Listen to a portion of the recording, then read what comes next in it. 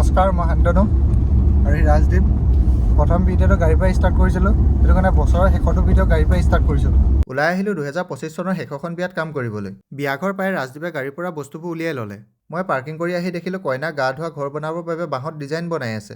শিলদাৰী গাঁও এইটোৱে ভাল দেই, ডেকা বুঢ়া সকলো আহে কাম কৰিবলৈ।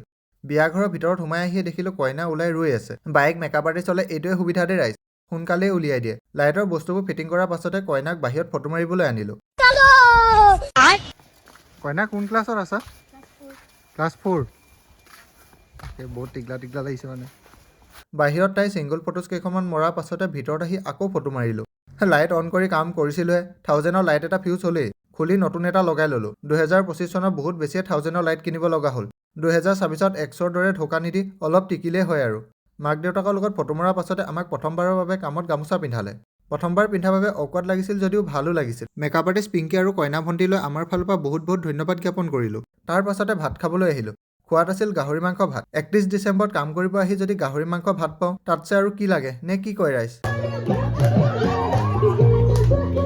খুৰীহঁতে অলপ নচাৰ পাছতে আইতাসকলৰ সমাজখন বহিলে। ৰাজদীপে অকলে পাৰিম বুলি কোৱাত মই গাড়ীখন লৈ ওলাই আহিলোঁ। মানে 31 ডিচেম্বৰ বুলি খানা অকণমান খাব লাগিব যে, সেইবাবে যোগাৰ কৰিবলৈ আহিছোঁ। বাটতে গাহৰি দেখি গাড়ীখন ৰখাই মাংস ল'বলৈ ল'লোঁ। 2 কেজি মাংস কটাই গাড়ীত লৈ ঘৰলৈ আগবাঢ়িলোঁ।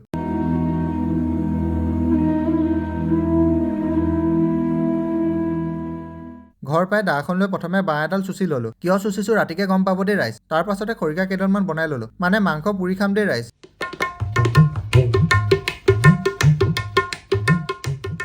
গধূলি হোৱাৰ লগে লগে ৰাজদীপক আনিবৰ বাবে পুনৰ বিয়াঘৰলৈ আহিলোঁ।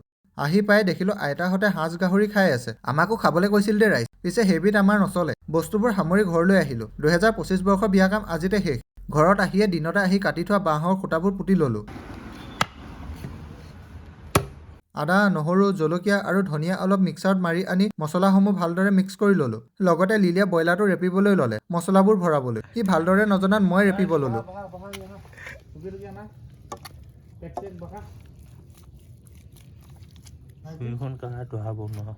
আমাৰ চুই নহয়, চিন্ময়হঁতৰ ঘৰৰ পৰা আনিছোঁ এখন। কৰি হোৱাৰ পাছতে গম পাইছোঁ মছলাখিনি নিমখে দিয়া হোৱা নাই। শেষত নিমখ দি ব্ৰইলাৰটোত মছলাবোৰ সানি ল'লোঁ। কি মম কৰি সানি আছে ন? ঘহিলে হচোন ভাগে গুটি। জেতুকা লগাইছে। জেতুকা লগাইছে। শাকত ভৰাই দিছোঁ আকৌ। অথনি চুচা বাঁহডাল এইবাবেই দেই ৰাইজ। বাঁহডালত ভৰাই গোটাই গোটাই জুইৰ ওপৰত দি দিলোঁ। মায়ে ভিতৰতে গাহৰিখিনি বইল কৰিছিল। সোৱাদ আনি দিয়াৰ লগে লগে মই মাংসবোৰ খৰিকাত লগোৱাত লাগি গ'লোঁ। মাংসখিনি সিজিবলৈ দি আমি সকলোৱে জুই ফুৰাবলৈ ল'লোঁ। মাজে মাজে পিছে মই ব্ৰইলাৰটোত অলপ বাটাৰো লগাই দি আছিলোঁ দেই ৰাইজ। মাংসবোৰ সিজাত মই সকলোকে এটা এটা ডাইট কক দিলোঁ। মানে আমাৰ হিবিত নচলে যে, এইটো আমাৰ মাষ্টৰ। প্ৰথম পিচ মাংস বোলে সিহে খাব।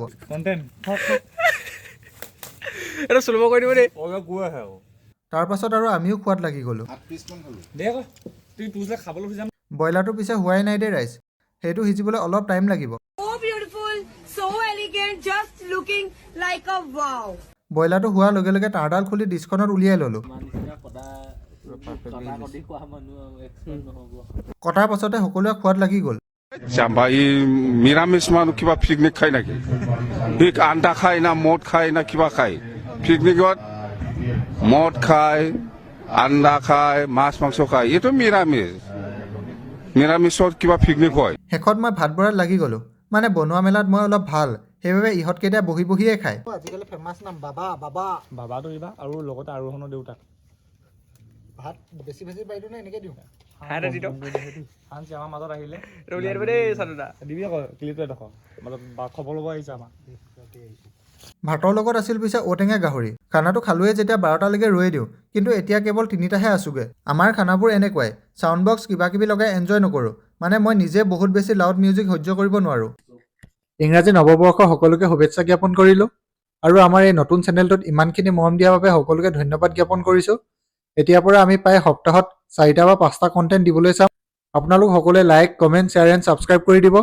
ধন্যবাদ। इसका गाना सुनेगा? इसका गाना सुनेगा।